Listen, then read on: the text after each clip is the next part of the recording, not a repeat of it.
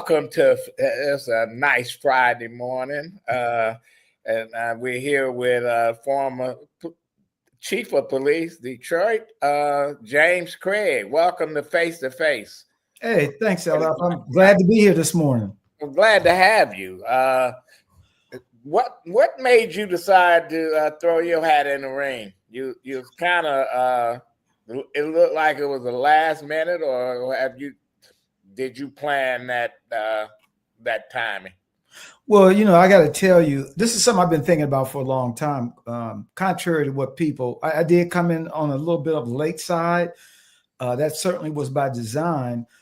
I think I'll go back as far as November of last year when I really started giving a run some serious thought. Even before that, I've never really had an interest in politics. As you know, I entered into the last cycle of the gubernatorial race. And I asked myself, why now? Why do it? I've been a lifelong public servant, 44 years in law enforcement. And as I look back at my career, there was some early inklings of politics. I mean, I talk about my time in Los Angeles, where I served almost 3 decades. At one point during my stint, I became the president of an African-American police officer association called Oscar Joe Bryant. The irony of entering in and becoming that president was the same time of the Rodney King incident. So here I'm a young sergeant. I'm serving as the president, representing African-American police officers in LA. And now I'm thrusted in the national spotlight, well, international spotlight, really, because Rodney King was probably the first videotape of police excessive force, as you know. Yeah, that's no question about it. I wanted to ask you a question. You were a police chief in Portland, Maine, right? Yes, Portland, Maine, and Cincinnati. And you say you didn't dabble in politics? I've been to Portland, Maine. Nice city. You know what? I've been there a couple times. First time that I went there, they didn't have a problem with the homeless population. The last time I went there, it seemed like, man, it was a magnet where all the homeless folks from Maine in that area was moving into that area. That is that. How did you get that job, and how long did you stay in Portland? Well, what's interesting about Portland, Maine? So here I'm sitting as a commanding officer of one of LA's toughest stations in South LA, Southwest Division. I was there for 6 years, and I had set a goal many years ago of becoming a police chief, and it was a very detailed goal. I mean, I said by the time I'm 51 years old, I want to be a police chief. But I wanted to be a police chief of a major city. Now, when you look at Portland, Maine is certainly not considered a major city, although it is the biggest city in the state of Maine. Yeah. So I was in a couple of processes. I was a finalist in Boston, Massachusetts. I was also a finalist in Tucson, Arizona. And what was interesting about Tucson, I had applied for Portland, Maine. I had never been to Portland, Maine. But what I did learn about the process, there were in excess of 80 candidates competing for that one chief of police job. And so I said, what is it about Maine? What is it about Portland? Why so many people are interested? Small city, and I had never worked in a small municipality. I started in Detroit, shortly after high school, left after a layoff when Coleman Young laid off police officers. And then certainly went and spent, like I said, 3 decades almost in Los Angeles. And then you bring Portland, Maine. And when you talk about the demographic of Portland, Maine, it was probably 97% Caucasian. Yeah. In fact, it was probably less than 1% African-American. However, Portland, Maine, a lot of folks don't know this, 3rd largest community for Somali and Sudanese. And the Speaker of the House was a Black woman who represented Portland, Maine. Right. Went to Augusta. A job like that, a job in LA, you were in Cincinnati, then Detroit. Does that prepare you for a job being the mayor of a major city like Detroit? Absolutely. One thing I learned, as now having been a police chief in 3 cities, at one point during my career, I was what was called the adjutant. I was a lieutenant and adjutant to the chief of police, the second African-American police chief in Los Angeles, Bernard Parks. Certainly, Bernard Parks went on from his time as chief and became an elected city council member, LA City Council. So I learned a lot politically. I mean, even as a chief, even though it's an appointed position, you're not connected to any political party because you're not elected. Unlike sheriffs, police chiefs are appointed, sheriffs are elected. So in many ways, they're more of a politician, but clearly your exposure as a police chief is directly political. You certainly, you work closely with the community, you work closely with budgets. You do everything short of, and typically in any municipality, the police budget is the largest budget in a municipal government. So that's the way it is because you talk about staffing costs, equipment, lawsuits. It's just a job that absolutely prepares you if you decide to go into politics. Now, again, when I set a goal to become a chief of police, I wasn't thinking that, well, one day I'll run for governor, one day I'll run for mayor. I wanted to be a chief of police. And when I tell folks about my professional career, the best years of my 44-year career in law enforcement was my last 8 years here in Detroit as a chief, because that was my ultimate goal one day, to become the chief of police in the city of Detroit. Well, you got that, but what made you decide, well, I want to run for governor? Seemed like that came out of left field. And then, being the police chief in a city that's 99 or 98% Democrat, Black, and you said, you know what, I'm a Republican, and I want to run as a Republican for governor. How did you come about? Well, this is a great question to do that. Right. It's a great question because, contrary to belief, some thought, well, I only became a Republican to run for governor. That's absolutely not true. As my story goes, I was a longtime conservative Democrat, a JFK Democrat, in fact. My parents were Democrats, conservative Democrats, like many African Americans in our city, especially church folk, African Americans in Detroit, conservative. Now, there's been some shift, of course, and I spent the lion's share of my career in Los Angeles, which is very Democratic. So, and during my time in LA, I could say, yes, I was a Democrat, but I started even making the party I felt started to leave me then. I remember an encounter I had with Maxine Waters, which I know out of LA during the Rodney King event. And at that time, I was a Democrat.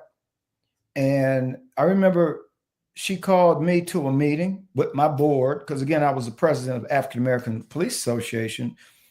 And when she called me in for the meeting, she berated me, berated our board, and just could not understand how, as Black men and women, we could work for the racist LAPD. Of course, she didn't say it quite that eloquent. And so I ended the meeting, given the barrage of disrespect that was hurled at all of us, especially me as the president. Well, same way she working in Congress, and some people say that's one of the most racist institutions in America. So, we got to do what we got to do. Right. And I'm not going to sit here and tell you, I'm coming out with a book about my journey as a public servant, and it's going to talk about my experiences. Like I said, I entered into the Detroit Police Department in the late 70s, 1977. Coleman Young was the mayor, first African-American mayor in Detroit. And when I look back at my time then and what Coleman was trying to accomplish was really something that was so unique in the country, because what he wanted to do with the police department, and he said it, I want a police department that reflects the community that I'm leading. And he worked. It took 20 years. 20 years He did that. In fact, my academy class in 1977 was probably, conservative estimate, 80% African American, 25% women. He was responsible for the wave that went across America in women in law enforcement. It was in the 70s when women started coming into law enforcement, but it was really Coleman Young who opened that door. Because by the time I left Detroit and went to LA in the early 80s, LA still was predominantly a Caucasian men, were dominant in the LAPD. LAPD was trying to diversify. Who was the chief then when you went to LA? It was Daryl Gates. And Daryl Gates, he the one had the lifetime job. That's when chiefs had lifetime appointments, basically. I mean, it was unheard of that chiefs really got fired. But when a lot of things started to shift in America, especially in communities of color, that changed everything.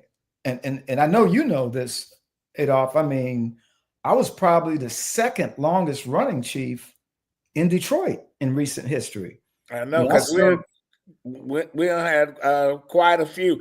I want to ask you, you buck in the history. We haven't had a Republican mayor since the 50s, 1956. And he was the last one, and we hadn't had a Republican on the council since Reverend Keith Butler. This is nonpartisan, so there's no R&D on that. But Absolutely. You know what folks gonna do? They're gonna paint you as that big time Republican. How do you get around that? Is that an advantage? And also, is the president gonna come and campaign for you? So here's what I say to that. It is a nonpartisan race, as you indicated. That's first and foremost. Secondly, I am a Detroiter. I don't want to be put in a box, say, well, he's a Republican. I mean, I get that there's a lot of division today when it comes to politics, but it's one thing my mom and dad taught me growing up here in Detroit is that my mom was a long-time poll worker. She taught me, my siblings, the importance of voting. That was a strong push in our household growing up. I didn't know why it was so important as a child, but it resonated, stuck with me throughout my adult life. And so that said, the one thing my mom always said, and my dad said it too, he says, it's not about party. Don't vote for party, vote for person. I established a strong reputation here as the Detroit police chief. People know me. They understood and watched me lead for 8 years. They watched me take a department, and I can go through just a laundry list of many of the issues that I was confronted with, that the city was going through, because we went through bankruptcy.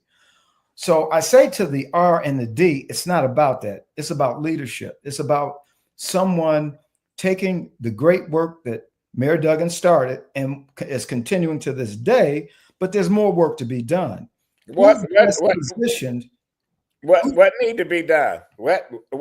Name a couple of things that you would do differently that, say, Duggan hasn't done or didn't get to, and nobody else is talking about. Well, I think the top issue that I knew it as police chief, and I served also at the same time during my administration as deputy mayor. One of the things I've always heard, we can see what's going on in downtown, Corktown, Midtown. But chief, what about my neighborhood? What about my neighborhood? We need more put into our neighborhoods, our communities, because that's where it's lacking. And while there has been some work in the neighborhoods, but clearly by most, and I'm listening to the community, and they've always said it, we need more attention. This is one Detroit, not two Detroits. Well, I mean, it's no secret that when you talk about the 70s, Black home ownership, we were number one in the country. Yeah. But of course, we had great jobs. You know, the automobile manufacturing. I worked a plant right out of high school. I was 18 years old and was earning a great salary. And there was no abandoned homes or very few, Black home ownership. And right now, there are more renters, African-American renters, than there are homeowners. So that's got to change, and it can change. And again, I'm not taking away some of the programs or criticizing the programs that Mike Duggan started. I think we have to do better in supporting small businesses. I think, you know, I'll give you an example. I had met a African-American woman who just recently opened a cigar bar restaurant, like a sports bar. It's still under construction, but it's open. She's had a soft opening. And I met with her and we talked about her business, and she's got 2 side lots next to this business on the east side of Detroit over on Mac near Connor. But what resonated with me, she said, I own 3 businesses, Chief. I said, wow, so where are your other 2 businesses in Detroit? Making the assumption. She said, no. This is the only Detroit business. I have 2 other businesses, and they're both in the city of Dearborn. I said, well, why would you put your other 2 businesses in Dearborn? She said, because it's friendlier. I mean, the bureaucratic red tape that exists in Detroit, I didn't want to go through that with my other businesses. And so if it wasn't for that, I would have all 3 businesses. So I had a conversation with another businessman who's been a long-time businessman on the west side of Detroit. And you know what he told me? He said, Chief, I love the city of Detroit. As you can see, I own this block here and all across the street. And I know Mayor Duggan tried to resolve the whole insurance issue, but I'm paying too much insurance for these businesses. What can be done? And oh, by the way, it was a green light business as well. Now, as you know, we started Green Light on my watch. It was something that I felt needed to happen to create a safe environment. Because, you know, if you don't have safety, it's hard to have businesses thrive. Is it working? Do Green Light really work? Absolutely. And to my critics, and, you know, Adolph, you know, people say, well, I don't think Green Light works. I said, what makes you say that? I'll tell you how Green Light came about. So when I arrived in Detroit in 2013, I came at the half-year point, a little bit past. I came in July, and the year ended with over 800 carjackings. And I think the thing that was most shocking to me was Detroiters, by and large, were desensitized with carjackings. The police officers were desensitized.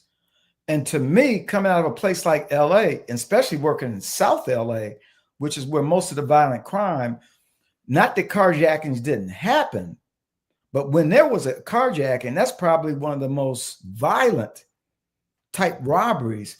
I mean, imagine being dragged out of a car at gunpoint while stopped at a traffic light, or going to a gas station, and somebody puts a gun in your face and takes your car. That's a serious crime. There's no question. But 800 of them. So, you know, I had started a crime program to understand data and to understand where carjackings were happening. So predictably, carjackings were happening primarily at gas stations, liquor stores, and they were occurring mainly during the hours of darkness. So I woke up one morning and thought, how do I create those places as not places of opportunities to commit robbery, but safe zones? Just like everybody believes that, you know, in Detroit, if you go to a police station, if you're being followed, that's a safe location. I said, what about these businesses? And so we got with 8 gas station owners, clean places, welcoming places. And I went on to say, I started talking about this public-private partnership. I said, if we can create an opportunity that people who live and work in Detroit can come to your location because it's a safe location, why not? And we'll denote it by a blinking green light. So as Mike Duggan came into office and he started doing a lot of the, what I call, he was focusing, as he should have, on some of what is taken for granted. I call it the basics. I've never worked or lived in a city where streetlights weren't on. I never worked or lived in a city where garbage wasn't routinely picked up. I never worked or lived in a city where transportation was an issue. These are basic necessities. And these are the main issues, some of the main issues that Detroiters are complaining about. Well, and the thing is to watch the transition on addressing basics, and then specifically talking about the police department, 1 hour to 911 call for service when I got here. A clearance rate to homicide, 11%, probably the lowest of any major city in the country. And then not to mention the fact that when I came in, the community by and large did not trust the Detroit Police Department. How you think the police is doing now? Well, you know, right now I have a more of a remote view of what's happening. Of course, people come to me and have come to me since I left, and they'll say things to me like, Chief, I miss you. I wish you were back running the police department. I hear that daily, Adolph, daily. Now, that's not necessarily a criticism of the two chiefs. That they comfortable with you. You want to be the mayor. Why should people say, well, you know what?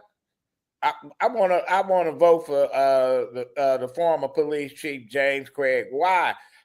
Tell me why. Why are you running, Chief? And why should I vote for you?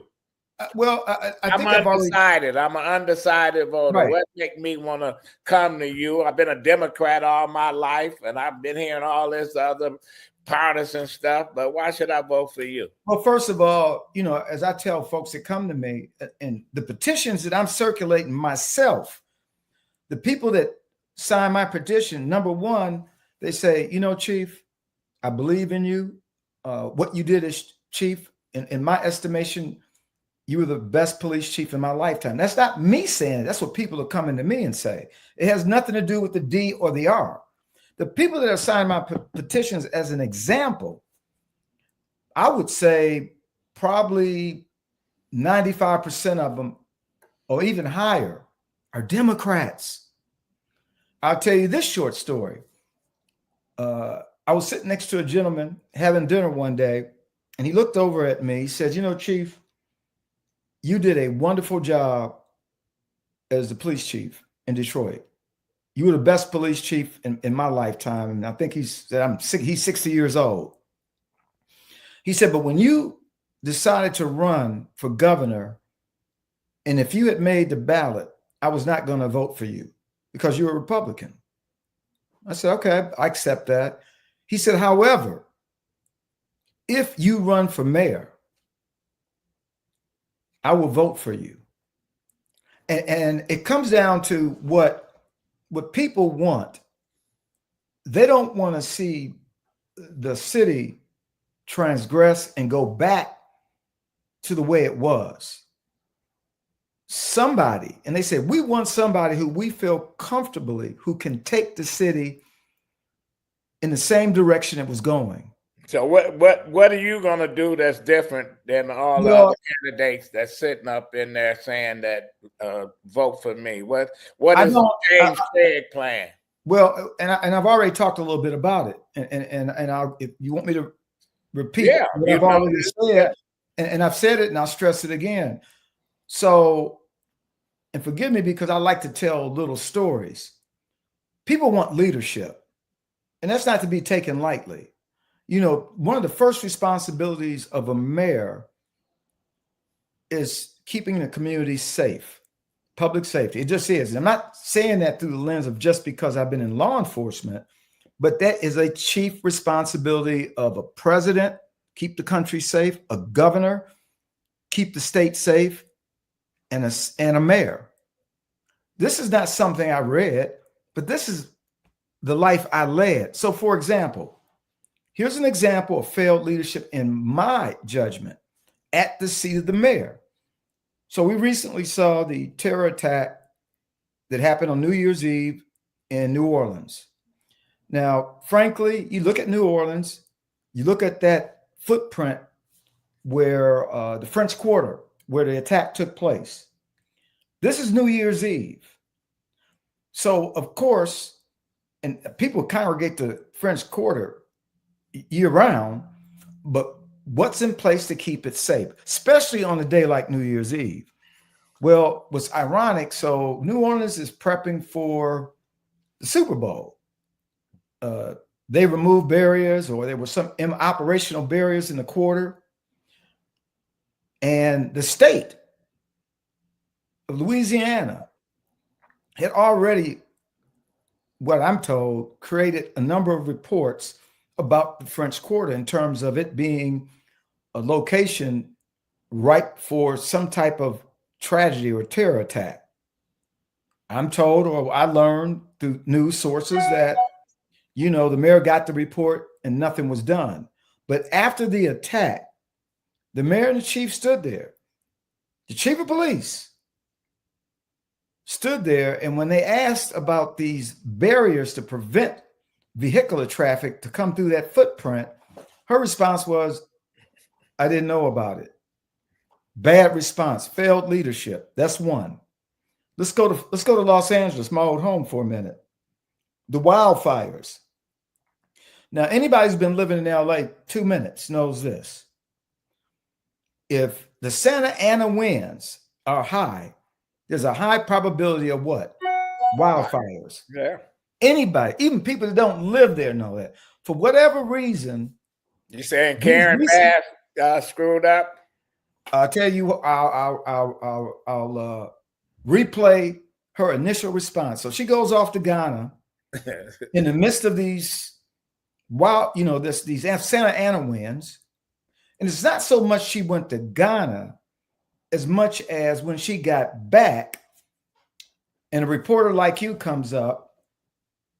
She getting off the plane, and I watched this, and the question was like this.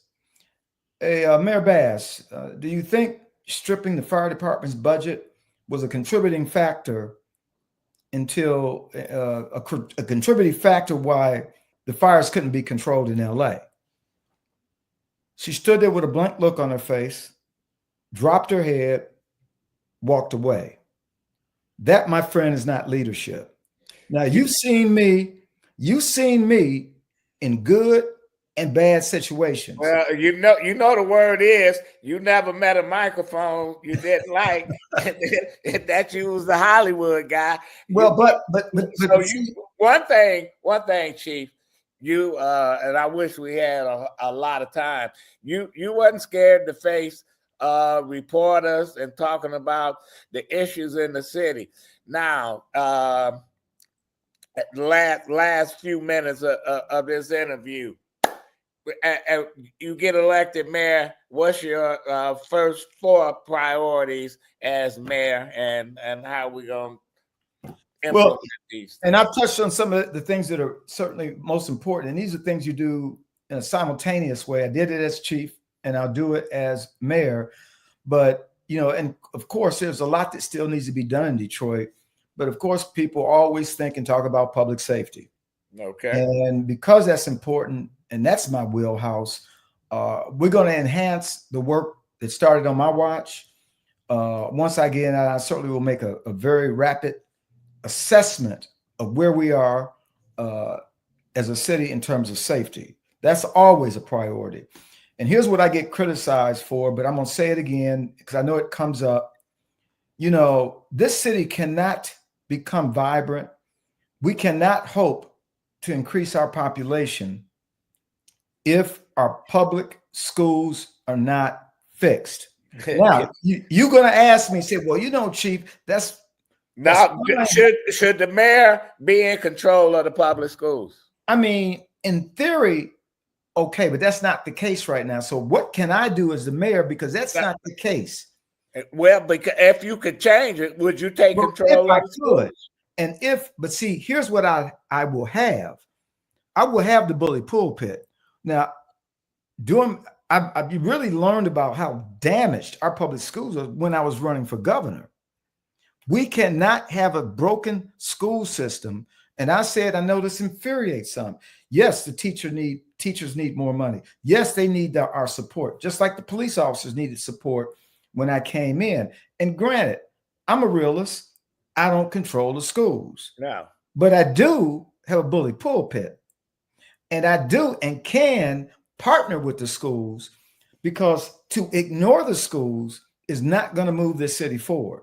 I was talking to a young entrepreneur who said, and we were talking about her business after 14 years at Rocket Mortgage.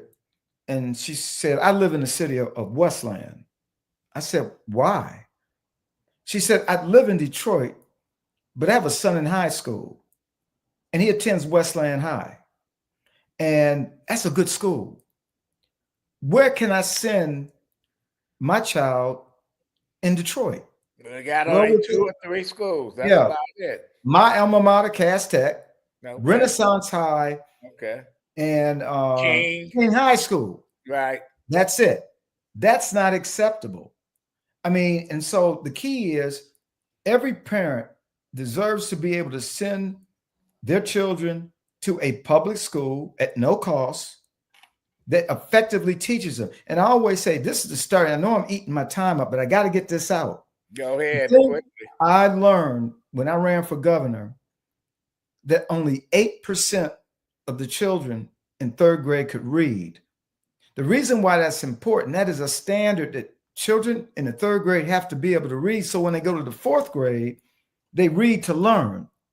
So if you're telling me that only 8% of children in 3rd grade can read, that's not a passing grade. And I bet at 60-70% can rap and regurgitate all the lyrics from some of this music that they listen to, or they can play football and know all these little plays and basketball quickly. How do people get in touch with you if they want to join your campaign? Right. And I look forward to that. And I thank all the people that are volunteering and certainly donating to the campaign. But it's chiefcraigformayor.com. chiefcraigformayor.com. All your viewers, I encourage you to join this winning team. Well, and we will move Detroit forward. Is the president going to come in and campaign for you? Oh, well, I can't speak to whether he'd come in and campaign, but it's no secret that I'm the candidate that will have a direct line into the White House. And I got to tell you, that's very important. Why? Mayor Duggan had the benefit of having a relationship with President Biden. That certainly didn't hurt this city.